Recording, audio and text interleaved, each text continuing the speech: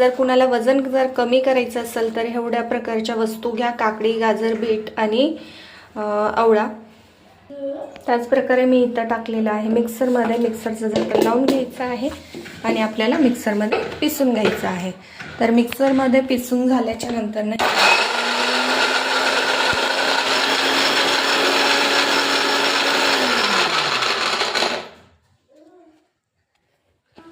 हे बघा, हे अशा प्रकारे आपल्या मिक्सरमध्ये पिसतं. तर हे आपलं अशा प्रकारे वाटून झालेलं आहे. हे बघू शकता, उजेडात अंधार आहे थोडंसं, हे बघू शकता असं.